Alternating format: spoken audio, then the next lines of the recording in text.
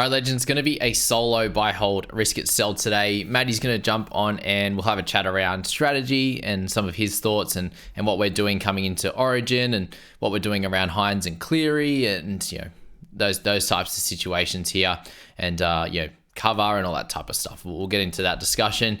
And today I want to focus on all of the buys, the holds, the risk it plays, obviously, and then the sells here in that one.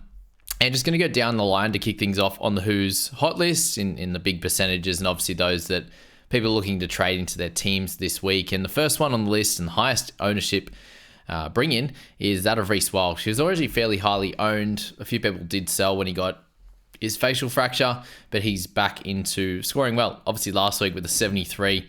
The goal kicking as well. I'm not sure if he's going to keep that with Reynolds. And I do think in the wing fullback position, he is the best guy to trade in from a pure points perspective. But we all do know that if you're an overall coach, that this is something you do need to think about is Origin.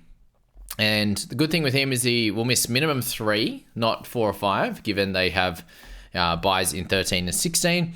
If you're a head-to-head coach, I do think that he's a terrific purchase this week. A little bit more than that of an overall to that of an overall coach because of those buys that he's going to miss, and hopefully you can do well over those few weeks anyway if you do happen to be playing matchups in that section. Pure points, go Reece Walsh at that price. Anything, if you're going for pure points above that, then it's guys like Turbo that's going to work out pretty well. We'll speak about, obviously the Warriors with Chance. He's a pretty solid one as well. I would go for Walsh over Chance just for pure points. In this one, we know what he can score in 54 or 63. He's only got the 1 try assist so far, but has 6 tries at that in the games that he's played so far. 5 of them at that, one being a 4-minute effort. So 6 tries in 4 games, a bunch of goals. The goals will come off. I still think he'll be able to average 50, priced at 44. So Walshy, pretty good selection if you're looking at him. All right, let's go Nico Hynes next up. So the news of Braden Trindle being out this week, Atkinson coming in, expected to be a little bit more of the style that he had with Moylan. And that meant a few more kick meters for Hynes for sure. And you got 320, 393 last week. Expected to be in the 400s pretty regularly now and less chance of being the 320s, the 220s and the like. So a little bit more of a bump on that point. And they've got Canberra this week. So I think Hynes is a cracking buy this week. The big news, the big difference for me with Hynes and Cleary is the fact that there's a chance that Hynes doesn't play Origin. And if that's the case, you get him for around 13, 14, 15, which is great. If he does play Origin, he misses 13, 16, 19, and 20 at a minimum. So it's not too crazy compared to that of Cleary, because Cleary might get a rest in one of those backup games anyway. And so I'd select Hynes as an overall coach. If you are a head-to-head coach, I would select Nathan Cleary in this one. We know that Hynes can be a 70s guy. His team's doing well when he's the main guy, and he played much better last week. I definitely think he can get back into the 70s average that he had over last year. As I said, for Cleary, he's the guy I think with the thumbs up. You want to be selecting him on that one. And shout out to those that liked "that's going straight in my basket" quote from last video. Had a lot of you comment on that one, which was pretty funny. So I'll try and come up with some other funky meme, old school meme or Vine from back in the day for another video if it comes up. Anyway, Nathan, he was great in that last game before he got injured. So the big thing here obviously is the re-injury rate, but he has Cowboys and Bunnies the next few weeks. So could be an absolute cricket score this week against Cows if they don't sort out their defense. That could be great. And obviously Bunnies the following week. We get 5 weeks before Origin at a minimum, and he will only, at a minimum, miss 13, 16, 19. So as I said, head-to-head coach, I'm definitely would be all in on Cleary over Hynes. Just because I think that he is the slightly better scorer than Hynes, just slightly. They'd be similar.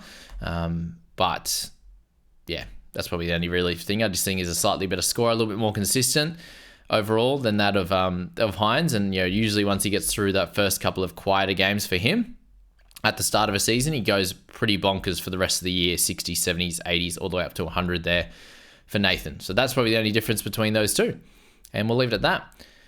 Drinkwater, 750k. He is the best wing fullback for the start of the Origin period. So again, if you haven't checked out the Ultimate Buy Planning, at least go back and check out the second half of that video at a minimum. Just shows you, all the different options for each position. Some people commented on the, the Origin players I've got. I'm just going off sort of the 80-90% chance, guys. Players that have been there for all 3 Origins, or at least 2 of the 3 Origins for years now. That's where I'm going for. There's plenty of guys that could be on that list, and guys like Lomax are probably left off on the maybes list. But yeah, anyway, Drinkwater, unlikely to get Origin, right? So you take that punt and you get him for around 13-14. It's really just this Penrith game that if you need a wing fullback for Ponga this week, so Ponga and Fogarty obviously definite sells in this one, then Drinky fits that bill if you want a straight swap. Obviously priced at 54. He's averaging 52.7, so that's coming off that 81 a couple of weeks ago. Got his price absolutely rolling, obviously there, and then it's dropped back just that little bit over the last 2 weeks with a 41.44. So he's definitely due for a big one. His lowest of the year is 41, so that's really nice on the floor side of things, and he has a high of 81, so he's got plenty of room to move, up and down. It's not too bad at all. It's not like we're seeing 20s and stuff. So if you grab him now, expect, pretty safely to be like that 40 this week against Penrith, unless they can turn it around. Maybe 35 to 40 at worst. And then, he has some upside games against Dolphins, Titans, Bunnies, Tigers there, Roosters in that Origin one as well. Not sure how good this mic is, but you might be able to hear the banging behind me. If you can, sorry for that. Hopefully the mic keeps it all in nice and well. Got someone here sorting out our bathroom. We've had a leak for a good month now, so hopefully it gets sorted very soon. But not great for video day. Wednesday's video day. Anyway, Drinkwater, good one. Best option. More expensive than others, though, over that first period there, around 13-14. Not many play that both, and then he's probably a sell come 16, to be fair, given he misses 16, 19, and then 25 later down the track. Or you could hold to, obviously, being a top-tier keeper. David Armstrong, guys. Big thing with him is he's about a 40s guy in New South Wales Cup, but the point scoring is very, very high across those games. You see they lost 52-6 last game. It's been 32-24, that kind of stuff. But with David, Fletcher Sharp was the fullback, and Armstrong is a winger.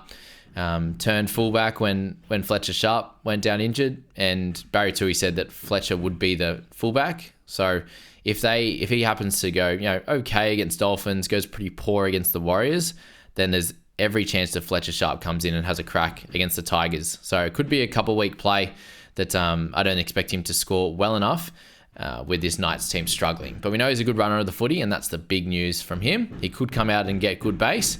He could also lose his spot in the next few weeks, which would be tough as well. So I see him as a bit more of a risky play than someone like KO Weeks, in my opinion there.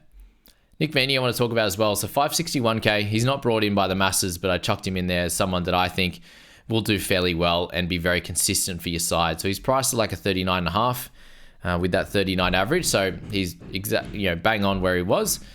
Wing fullback, center dual, coming up against Bunnies, Titans the next few weeks.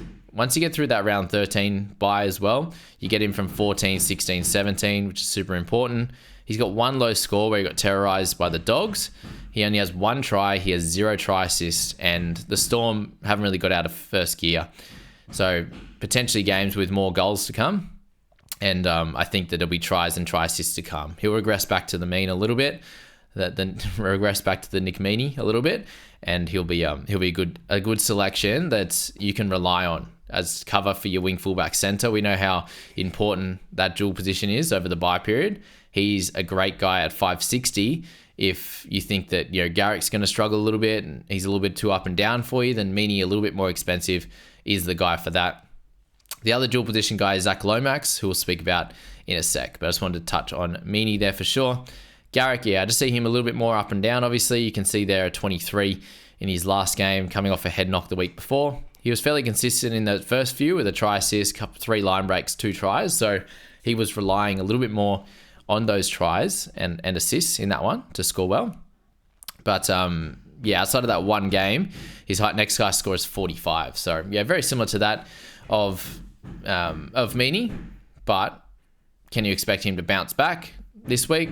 I definitely think so. The running meters last week of 50 was pretty gross, but in a game where you don't expect it to be 34-30 against Para, he could definitely light it up and be a really solid option, but a super high break even. Meany's kind of stabilized his at 40 odd, Garrick near 70. That's the main worry with him, is he can get him cheaper next week. If you need a center wing or a center or a wing fullback and don't need the round 13 player, then Garrick's a good one either this week or next week. KO weeks are 252, so he finally gets his crack, and we know that he can be a little bit of an average scorer. In the trials, he did well defensively, ran the footy a bit, got the odd turnover tackle or offload and tackle break, and kind of worked his way to a 25 to 30. And we can expect that, I think, going forward for KO. Obviously, with the half and wing fullback duel, you could play him in that round 13 bye, which would be very, very helpful. At 252k, I would go for him over Armstrong just for the longevity. Yes, you miss him in round 10. If you don't have many Raiders, I think you'll be fine. But round 13 is going to be super helpful. At worst, you could trade him in 14.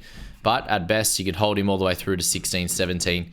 Get him for that and then move on from there with KO. And hopefully he gets to like 100k or so made. I don't expect him to go further than like a 26, 27 price stat with this team, the way it's set up without Fogarty. I think they'll struggle a little bit. So expect some potentially low games, but some games here in the mid-20s will be likely for him. He hasn't scored well overall, but in the trials is what we're looking at. And I think he'll be okay. Better than Armstrong just for potentially a number in round 13. Samuela Fainu there. 435 for him. He's someone I'm very interested in this week at the mid-tier price. So he's worked his way into a starting role in this Tigers side. And to be honest there, would you expect anything lower than sort of 59 minutes, which is what he got last week and in round 1? On the edge there for the Tigers? I don't think so. And as I said, the positive thing here is he's worked his way into this role. It's not by injury. It's just by dropping Pole down. They want to get Fainu on that edge, and Bateman looks like he wants to play in the middle, or Benji thinks he's going to be best in the middle. So when you look at here, it's only really one bad score, and that's the 25 in 47 minutes, where he missed 7 tackles, unfortunately. Made 22, missed 7. Good run meters in that one. Got a tackle break, got a turnover. And that's been the big thing. He hasn't got any... he's got 2 tackle breaks in the first 4 games before the 4 last week, and only the 2 offloads now in total. And if you take out that game there where he went unders in the under 17, for his career, he's a 32 average, which includes a game in the second row for 77 minutes last year, got him a 47. He looks like a much better player than that of last year, and he's had other average games, and really we can't look too much at last year because that's where he was he'd improved massively from here and earned his spot in this side. Whereas for Manly last year, I just don't think he was ready. This year he looks like he is. 54, 25, 42 and 44 for a 41 average in 50 minutes. Sets him up pretty good for, I think, a purchase as a mid and edge duel. If we can get him and he actually builds into this spot, that's the best thing you could hope for, is that he gets to about 600k, averages 40-ish, 40, 42, something like that. 43, whatever we can get out of him, 10 or so points of value. He misses round 13, but he is a dual position mid and edge for all of the rest of the bye rounds. That's the goal. That's the hope for Samuela. If you are picking him up this week, it's a punt that he'll definitely stay in the side, whether it's off in the starting edge role or it's off the bench for anywhere between 37 to 60 minutes, somewhere there. But I do think he's been earning that spot. You can see there 42 and 37 minutes, getting there with a line break. Good tackle numbers, only 2 misses. So again, outside of that one game, he's been running the footy well, tackling pretty well, and is super important for this side to do well. And he's going to be on that left-hand side next to Galvin, which I think is pretty cool as well in that one there. So I'm excited on Samuela. I do think there's a little bit of a risk there, but at 435k, how much of a risk is it actually? When there's a chance, I think at worst, he probably hits his price point at 31, and at best, he makes you 150k.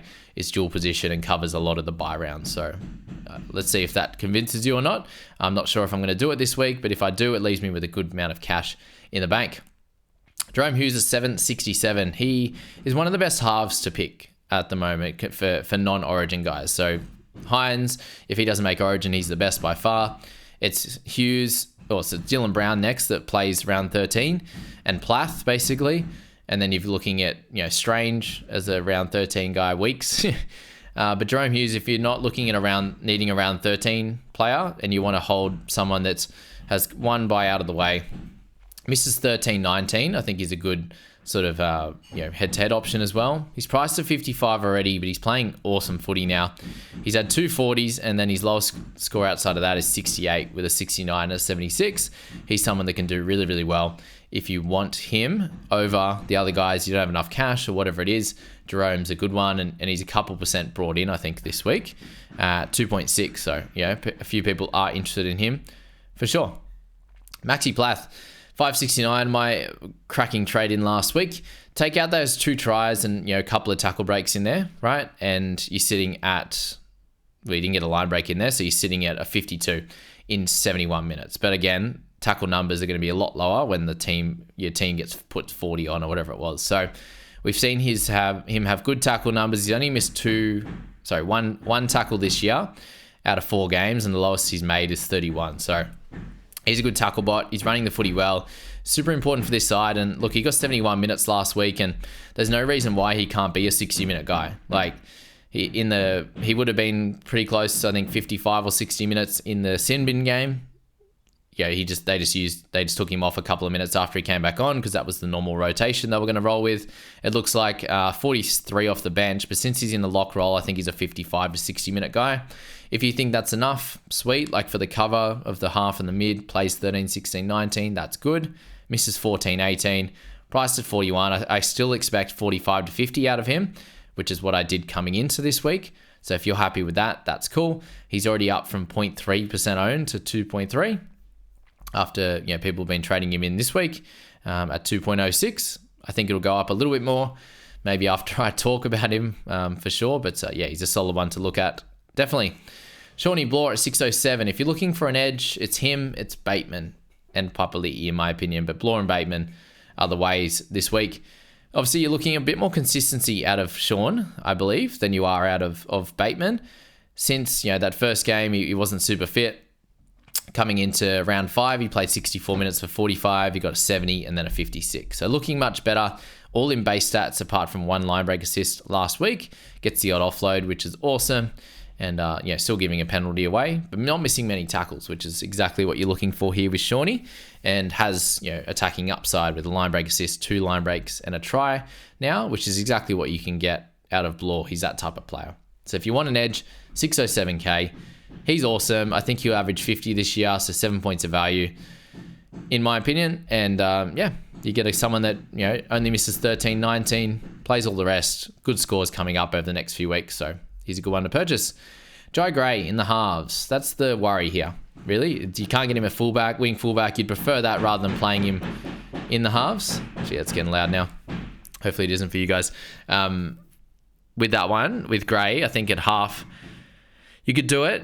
You're risking it against Melbourne and Penrith this week, to be honest with you there. And then you're hoping that Latrell comes back into the centres, to be honest with you. And then you do likely get him in round 16 and round 19, potentially a 14. If Latrell doesn't back up, to be honest with you. So, it's solid without being spectacular, to be honest with you. And a little bit of a lower break even. I think you'll score well over the next few weeks, but how much of a priority is someone in the halves position, not wing fullback, that comes up against Storm and Panthers the next few weeks? I'm not sure, but I expect him to score well. All right, Trey Fuller, someone on my list as well. And the big reason here is obviously the 2 games he's played for the Dolphins. He's done really well. He also has a 55, something like that, 55 average this year with a tremendous amount of tackle breaks in Queensland Cup. 453 there. Likely you get him for at least the next 3 weeks. Then he might be out Tigers and New Zealand, right? Let's just say that Hammer comes back after 4 weeks out, which will be that Tigers game. Fuller would then play 13, 16 and 19.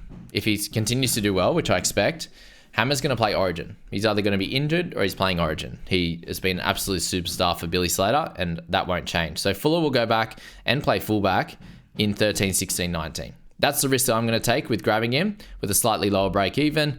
And even if he doesn't play Tigers New Zealand, that's not the worst. But the other option is if on return they don't want to stretch Hammer out with his hamstring, they could prep him and play him at centre instead of Tessie New if Fuller's doing well, and play him at centre for those next few weeks, and Fuller could continue to stay in the team. But the round 11 and 12, I don't have any Dragons, and I only have the one Knight in Kaipi's pool. So if he's out those 2 weeks, it's not a problem. You get 13, 16, 19 out of him. He has a bye in round 14 anyway, so I wouldn't have been using him, and 1 in 18. So it's really only sort of round 15 if he's not there, and round 17 that would be a little bit of an issue. I think, they're the ones, but outside of that, like I'm buying him for a little bit of money making, some good scoring this week, hopefully against Newcastle and Cowboys the next week, and then we'll work it out from there, and across the buys he'll be really good. So that's my opinion on Fuller. Do what you will with that. Bateman, just seen here 36, 42, 47, obviously a head knock with 15 at half time, so not good in terms of consistent scoring that you want at around the 50 mark. He's got a 71 last week. He looked better, so I do see him as a good purchase this week, but really priced at 45, it's not the easiest selection in the game. He could go back to 40s and be a little bit annoying. SJ holding, definitely. Don't buy him this week, in my opinion. He's dealing with an issue that in the Achilles, which he might have to rest for eventually. So he's someone that I wouldn't look to go out and buy. And he's made so much cash over the last few weeks. Like he's gone back up over 100K from 785. He got back down to, and then has gone 87, 82, 67. So he's dealing with a little bit of an issue, and that's why he keeps going off for rest at the back end of games. So he's someone I'd hold, not buy this week. Zach Lomax, dual position centre and wing fullback, priced at 50, continues to score well, only with a 34 is his low for the year with a 37. So a couple of low ones, but then some bigger high 50s and a 70 in there for him, which has been good. So definitely someone you can look at. Dragons are playing fairly well at the moment. So, Roosters, Sharks is a little bit of a tougher matchup, but he continues to do well against a lot of teams, and dual position plays around 13 and 14. Pretty helpful, and then 19 as well. So Lomax is definitely someone if you want to grab. He's been brought in by a few people this week at a bit over 1% at 1.2. Definitely not the worst pick in the world. Xavier Wilson, guys, he's a hold. Don't buy him. He's up about 1% or something. With Haas coming back, yes, the lower break even, but his minutes will drop at least a little bit. And even if he gets a 30, I think he'll get like a 33 average, and that's 4 points of value from here. So don't buy him, just hold. Flanagan, he's an interesting one as well. He did well in the previous weeks before last week. 46, 40, 23, 43 for like a 30-odd average. 13 last week, not great. Comes up against the Roosters, it might not be great again. So just have a look at Flanagan. Is he worth just holding this week and reassessing next week, or are you happy just to punt him now? Either way, I think it's fine. Just, play that one by ear. Up to you. Flegler, looks like his shoulder could be a good chance of playing next week. He's not even on the extended. So my worry with Flags is even if he comes back, he's going to be a little bit underdone. No match fitness as well. So minutes might drop. Shoulder might be a little bit cooked. And then he goes off to Origin and misses 5 games anyway. So I think Flegler's a sell now, guys. It's a hard one if you've held, but he's a sell. Salmon, with him, guys, you can hold or sell. I completely understand, because if Preston comes back either next week or the week after, Salmon will move back to the middle. Kurt Mann comes back as well. Like he could be near the end of his money making. So if he's the one you need to sell to get 17 on the park, or the money that he's got there, if you think you're going to sell him over the next few weeks anyway, then you can do it now. But also, I feel like he's an easy hold. 15 break even. Even if he plays 40 minutes in the middle, he'll be able to beat that for sure. So Salmon, that's that. If he plays edge again, he'll score 40 and make good money again. McInnes, with the Dale Finucane news, there will be games, it's good for him obviously, but there will be games where he'll get 48 minutes and the team's pumping and he doesn't get the attack. He got 2 offloads and a tackle break, so that was pretty good. But there'll also be games where he gets 58 minutes and picks up a 58. And you'll be frustrated if you do sell him on that news. But there's obviously going to be some ups and downs. That's his lowest score of the year. He'll get you a 40-odd one week, and then he'll get 60 or 70 and play big minutes the next. That's where it's at. He's got 63 minutes, 80 minutes, 58, 48. With their bench setup, I don't expect it to be more than 55 to 60. But if he does get those minutes and it's a tighter tussle, he's going to tackle his way to victory. So I see McInnes as an easy hold. Definitely not a buy at this point with their bench makeup, but I don't think he's a sell. But if you want to go him to Hynes or Cleary, I understand that. Curran's on the sell list as well. I don't know why. He has been doing well enough. Like he's 40, 50, 47, 56, 40, 41, 45, 54, 47. He's doing a job for you, and he'll continue to do well when he comes back. And he has 0 attacking stats as yet, and that's going to come at some point. And I do see him getting a 50-odd, 60, 65, 70 fairly comfortably at 616k. He has a terrific buy schedule. Do not sell this week. You will regret it later down the track. Joey Lussick, he's an interesting one. He's obviously up down at the moment. 28, 24, 45, 52. Looked great in round 6 against the Cows, but I suppose it was against the Cows. And then 28 last week and went backwards in the second half of this game, and didn't run the footy at all. 5 run meters, 5 missed tackles, his highest of the year, which is frustrating, and did get a try assist. So he could easily bounce back this week. I'm personally going to hold even with hands on the bench, but I understand if you need his money to upgrade or downgrade somewhere else. Brandon Smith, I think he's a hold as well. Break even at 45, last 6 at 36, or thereabouts. These break evens are close enough anyway.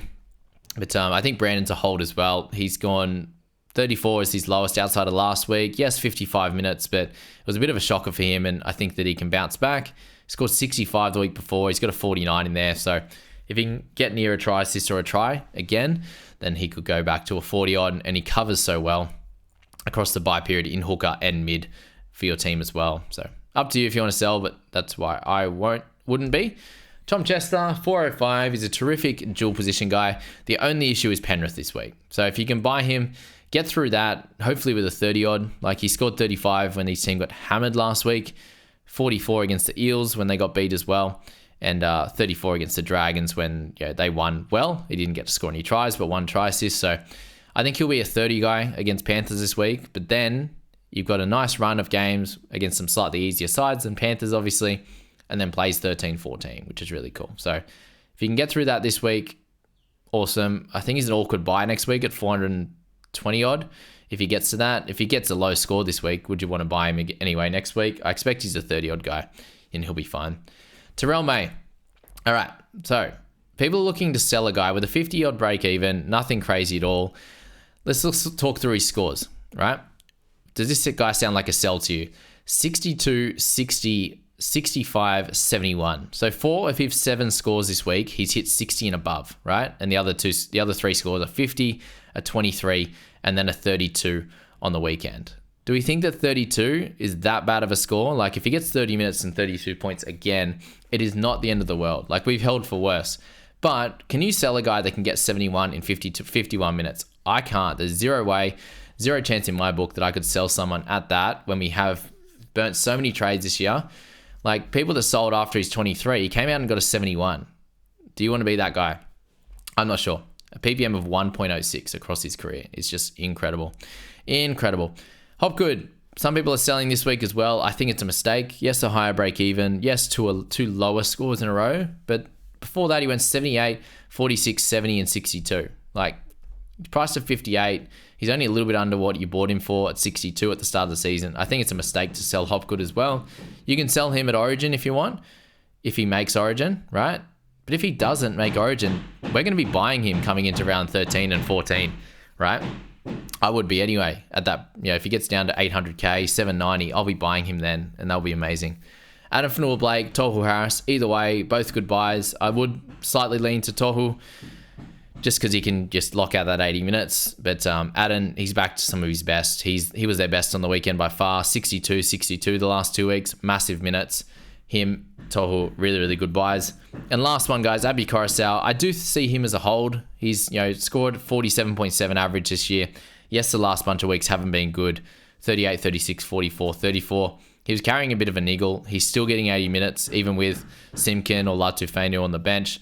I think that there's every chance that he can come out and have a good game over the next few weeks. He didn't run the footy last week against Panthers, 35 the week before. If he can get some running back, some tackle breaks, some offloads, which he hasn't got any tackle breaks or offloads the last 2 weeks, then he could go back to like a 50 average. But until you see a real bad injury or something going on with him, I think he's a hold in that tough hooking position. So Wade Egan, another shout out, someone you could potentially look at this week. I think that he's the best hooking option right now in form anyway.